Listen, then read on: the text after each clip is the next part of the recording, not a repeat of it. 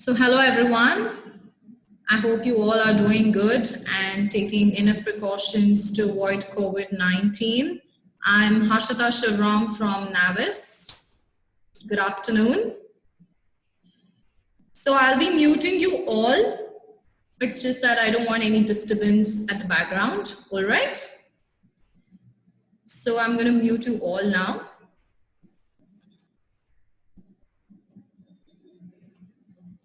Yes. So today I'm going to talk about the speaking module of IELTS. All right. So I'll be sharing the screen with you now.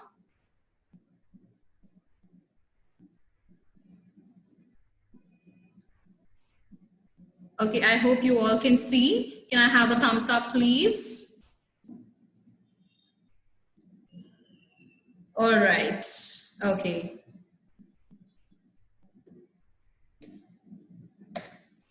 Just a second.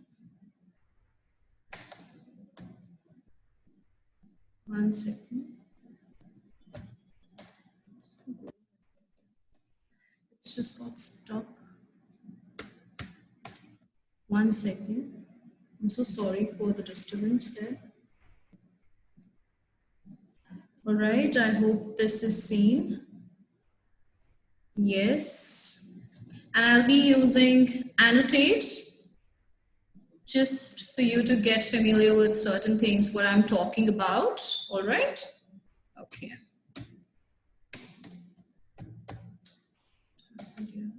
It's got stuck. 1 second. Yes. So before we speak about, the speaking module itself, we will see a gist of what is IELTS. IELTS is nothing but an international English language testing system, which we take in order to fly abroad or even for some professional registration, okay? So we have two different training that happens in IELTS. One is the academic and other is the general. So here is a picture that you can see. IELTS is being formatted depending upon the 4 modules based upon which you will also be assessed with the English language itself. So firstly, we have the listening module, and then we have the reading, and then we have the writing, after which we have the speaking. All right. So the test time for IELTS is 2 hours and 45 minutes altogether. Okay. The speaking can happen either on the same day or even before that. Or sometimes it can also take a week after the test itself, after L, R, and W. Okay. And the band score is something which you will be assessed upon. It can range from 0 to 9. And IELTS is being co-partnered by British Council, Cambridge University, and IDP Australia. Okay. Just a second. So yes. So let's look at the format of speaking module.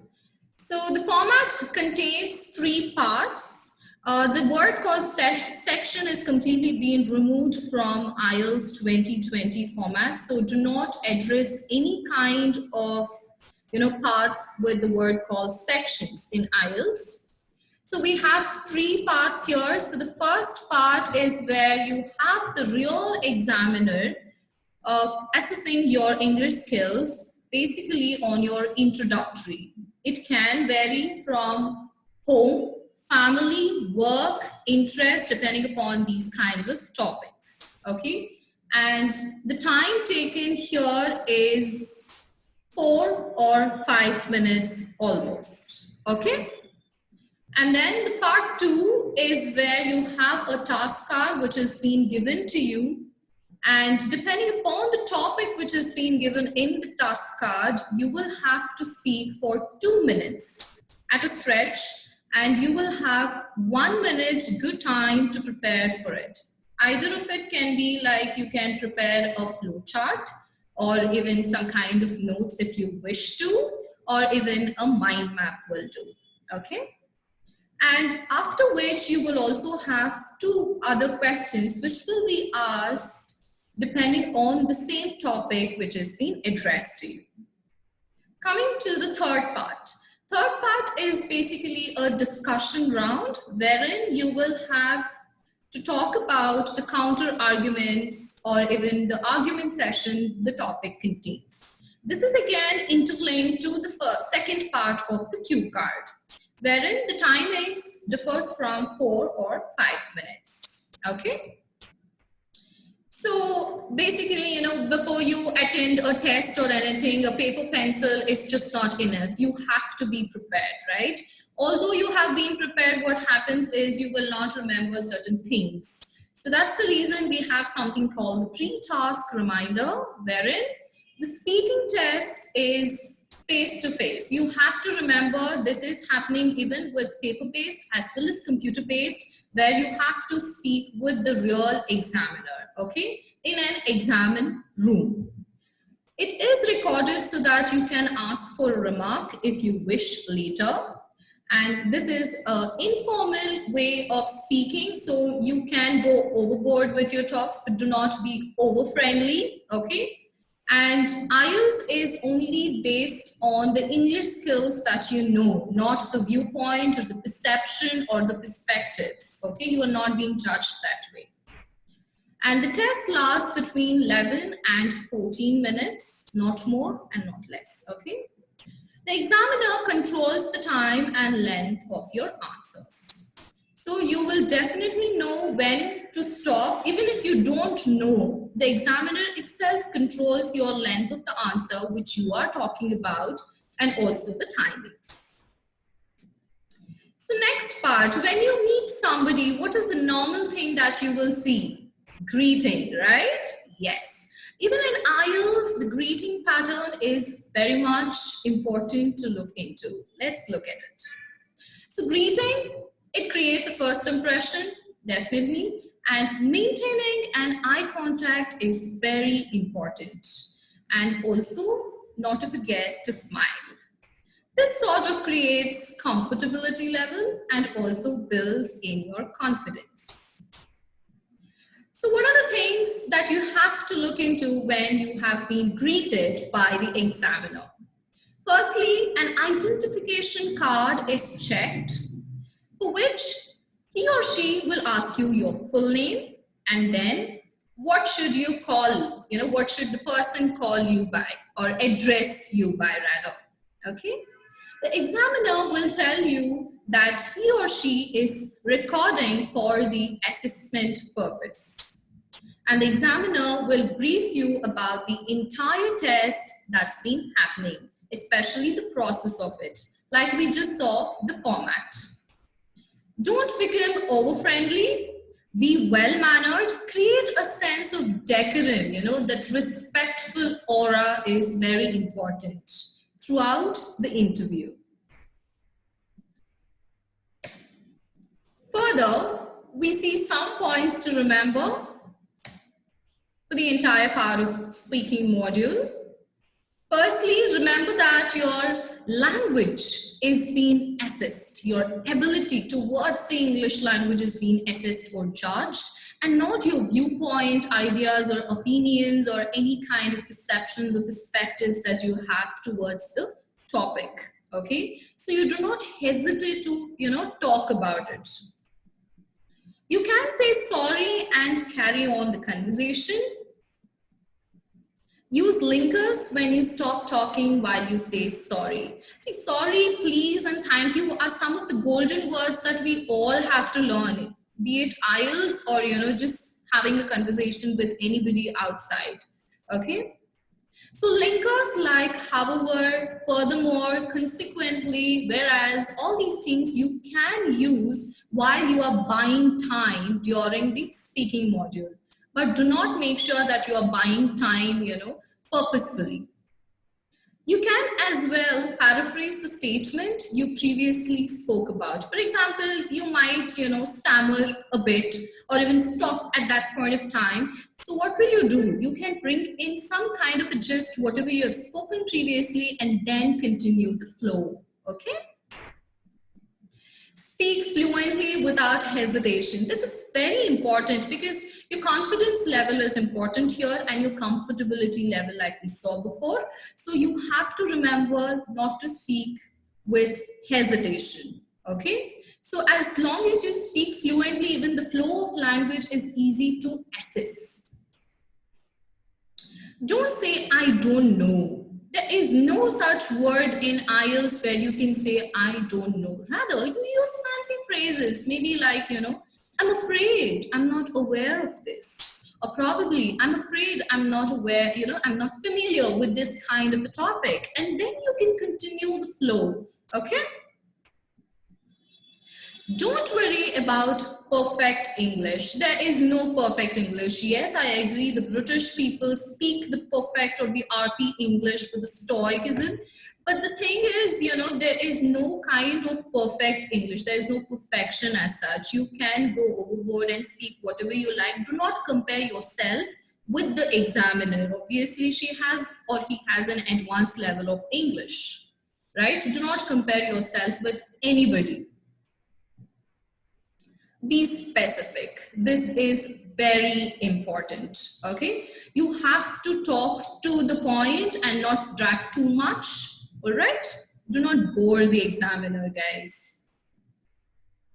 Most important things to be looked into are coherence, command over language, and presence of mind.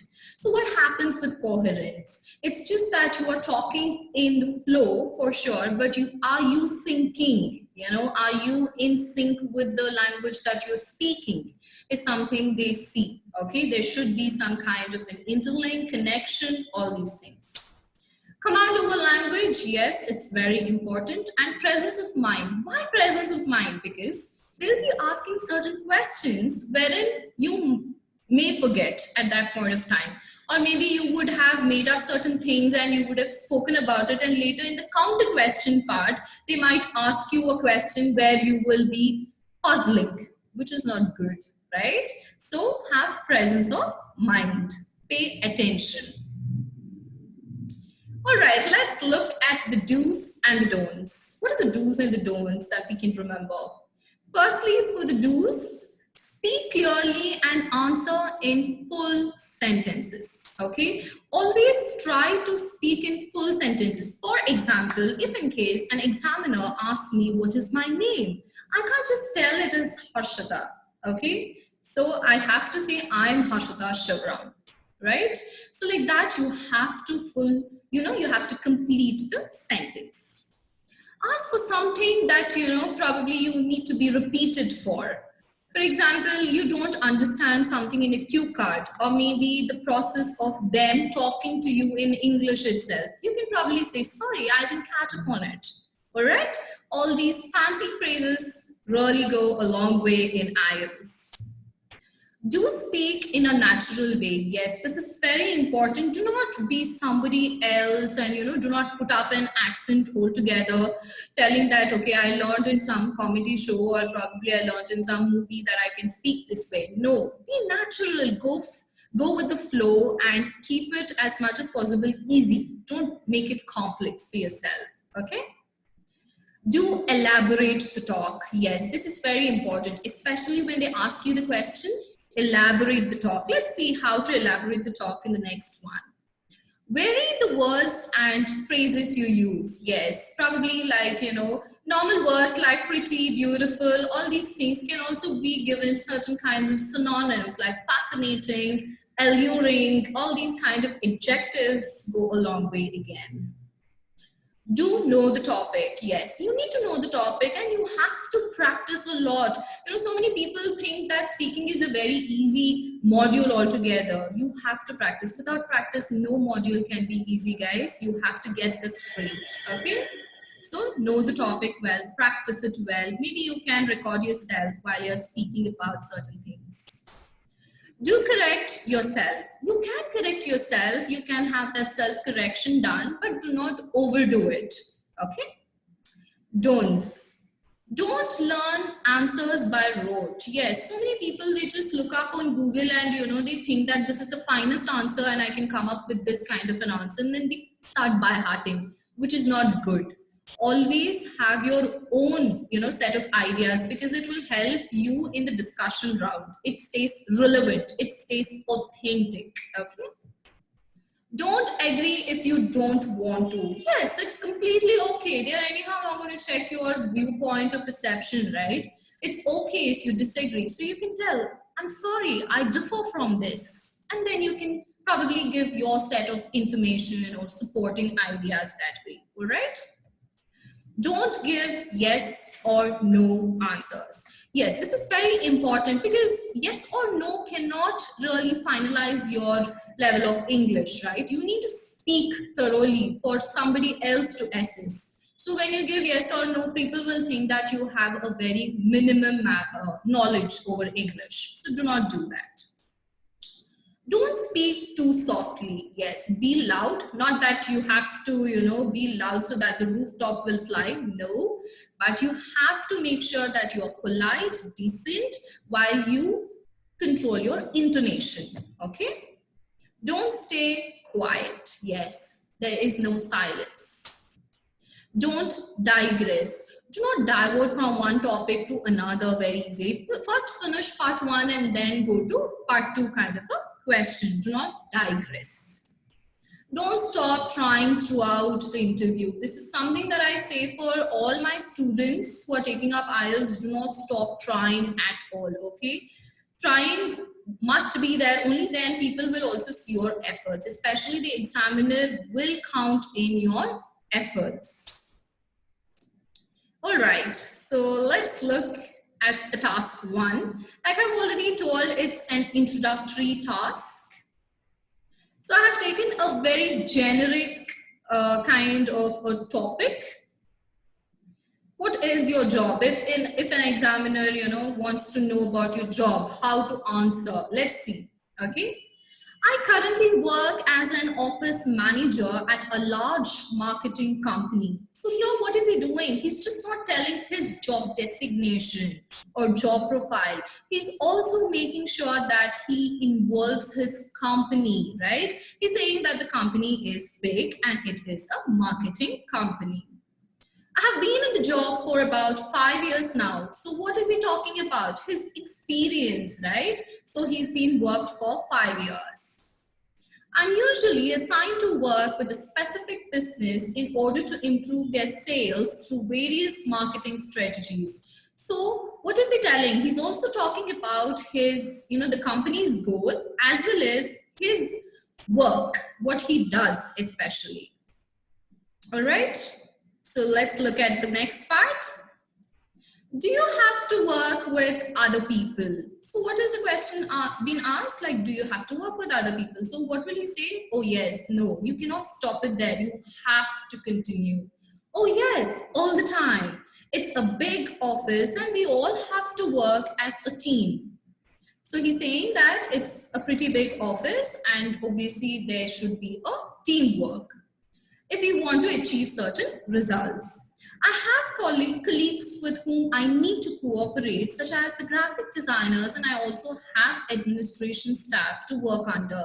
So what is he doing here? He's giving a supporting idea to the already being told sentence. So what is he giving an example like? It means that he has to collaborate with the graphic designers. Also, he is doing a supervising work. And of course, I also have to work alongside the companies that we provide marketing for. So he's also telling his other trajectories to his work. So he also has to work with other companies for the marketing strategy. So yes, I definitely have to work with other people. Then what does he do? He is concluding it in his conclusion, right? That's very important, okay? It's more like you're giving a gist of it. Next question. Do you think you will change jobs in the future? Well, that's not something I'm thinking about at the moment, as I really enjoy what I do. And it's a really good company to work for. So what is he telling? He is giving his opinion, telling that, no, at the moment, I wouldn't want to change a job because he has a supporting idea wherein he is okay with the company because he feels it is a good company, right? He enjoys. The pay is good and they have other good benefits such as flexi time and end of year bonuses. So what happens when you end it there? People will next, the examiner will next ask, why do you feel it is a good company? But very intellectually, he is being answered that the pay is good and they have other good benefits. So he's also giving you certain kind of examples, right, for the first sentence. But that said, change is always a good thing. So I can't see me there, forever. I'm sure I will change one day. Besides all these things, the positives, he is also telling he's balancing. He's trying to balance. This is very important. When you're speaking with anybody or, when you're speaking with an examiner, always try to balance your information, your ideas, okay? Don't be biased. So he's saying that definitely, change is inevitable and change is something that everybody looks for. So I would change maybe some other day, right? Or some other time. All right, I hope you have understood this task 1 and I'm going ahead with the next part. Can I have a thumbs up? Okay. All right. Cue card question. Next comes the cue card question. So what kind of topics might appear? It can be anything very general, maybe, about an art or, about some travel or some kind of a hometown kind of question. Very generic. Everybody is able to answer that kind of a question. Okay. So here I have taken up, something related to travel because I think everybody will be enthusiastic when the travel plan comes up here, especially during the pandemic. So let's see. Describe a city or a town that you know well.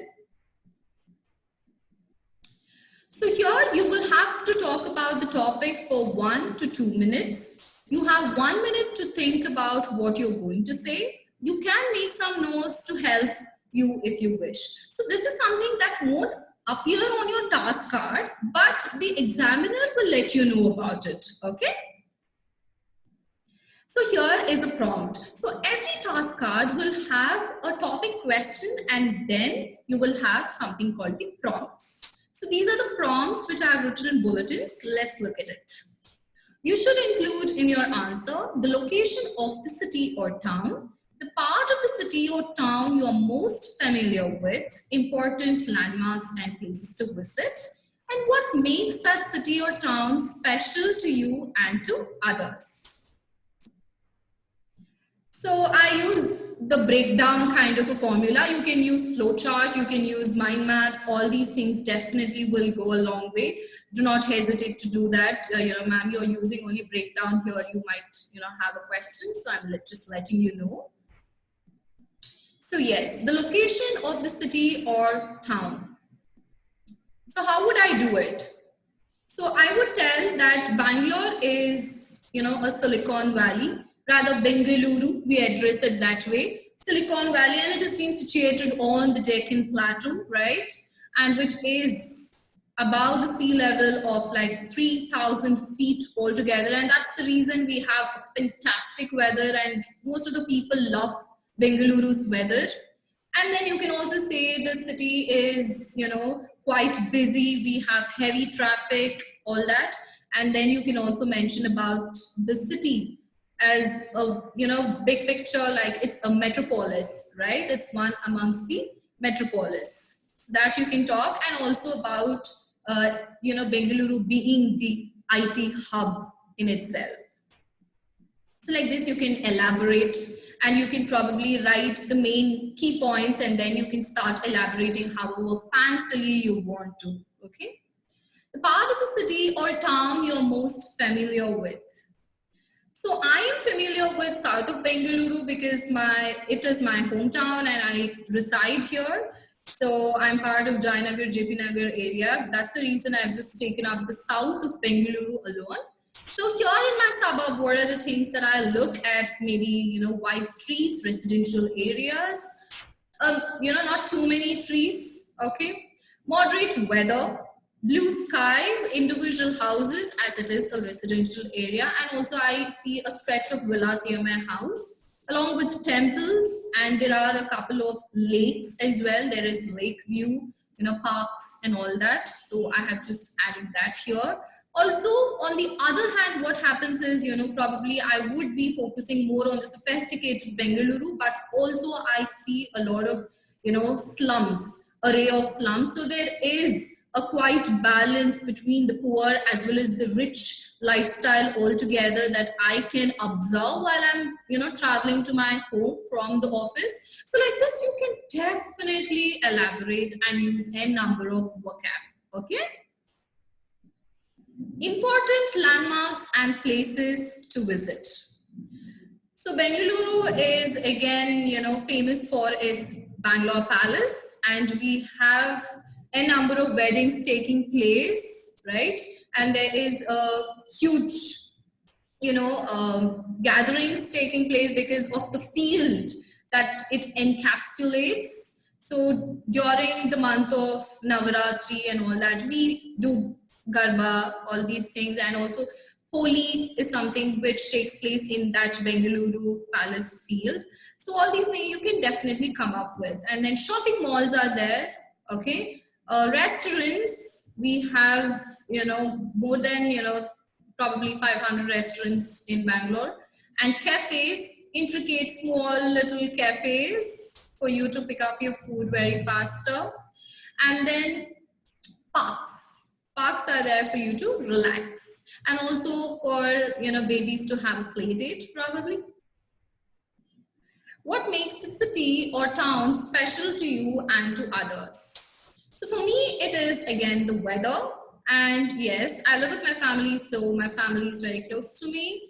And again, coming to the ethnicity, since we live in a metropolis kind of a city, definitely the ethnicity is enormous. We have all kinds of people here. And big city living, yes, it is luxurious, but again, it is having a fine balance of both, rich as well as the poor that you can mention. So I hope you understood this breakdown. Okay, this will usually come in the second part of your task card.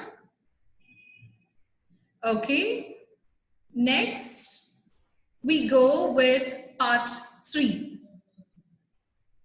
Part 3, it's again been interlinked with the first task card that you saw, okay? So I have taken a different topic like attitudes to tourism. Since I spoke about the big city living and, the other things of Bengaluru, I have tried to bring in some kind of a counter argument altogether for the countryside, how you might, talk about. So firstly, attitudes to tourism. Why do you think people like to travel to different places in their free time? How do you see tourism changing in your country in the future? Conserving the countryside. Why is it important to protect the countryside? In what ways is the countryside in danger in your country? Historic buildings and monuments, like I have brought in Bengaluru Palace, right? And you can also talk about Bangalore Fort and other temples. So why are historic buildings, monuments important to a city? Is it better to keep old buildings or build new modern ones? Okay. So like these, the questions will be asked. You have to be prepared, and it's very subjective. You can bring in your own ideas altogether. Okay. All right. So now we have a practice question. Now that you have understood the speaking module altogether, I have a practice question, and this is related to education or teaching. Today has been a special day for most of all because it is Teachers' Day. So I have a question. You should say where you met him or her, what was the subject taught, what was special about him or her, and explain why this person influenced you so much. So probably you can, get nostalgic, and you can start preparing a conversation altogether that you can have with your unreal examiner in your mind, and, speak about it while you record. Okay.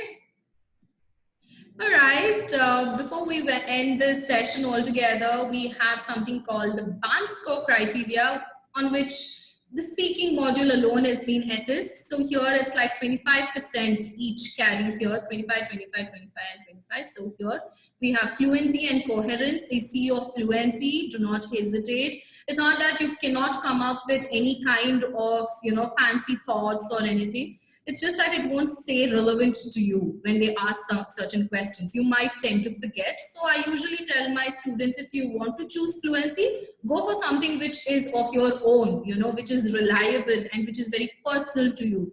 That really, tends not to forget the information. So talking at length is important, elaborating, talking without pauses or hesitation, talking without self-correction, not that you cannot correct yourself, it should just not be overdone, okay? Able to be understood using linking devices. Lexical resource, use a range of synonyms, vocab, all these things, collocations. Collocations is again coming back to the linking device itself. And avoid errors as much as possible, okay? Grammatical range and accuracy, using a range of sentence structures, complex, simple, all these things, okay? Using a range of grammar tenses, okay? The present, past, future, present simple, all these things, okay? Avoiding errors again.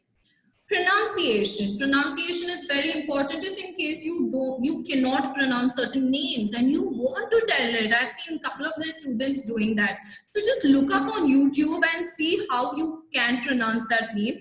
And in fact, on YouTube there are certain videos wherein you are familiar with certain names or words that you use every day, but then you tend to pronounce it wrong. All these things you can catch up on YouTube and practice. Okay.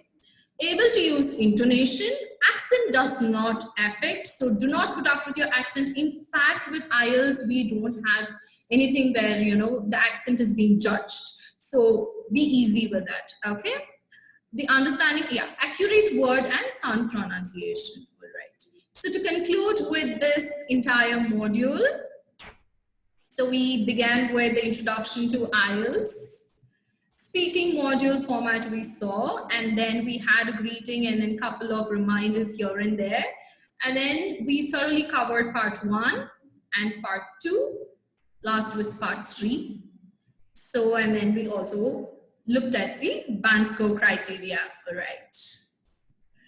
I hope you have understood this session. Okay. If in case you have any kind of doubts related to the speaking module and you want to ask any kind of questions, please go ahead. This is the question answer round. I welcome to you, please.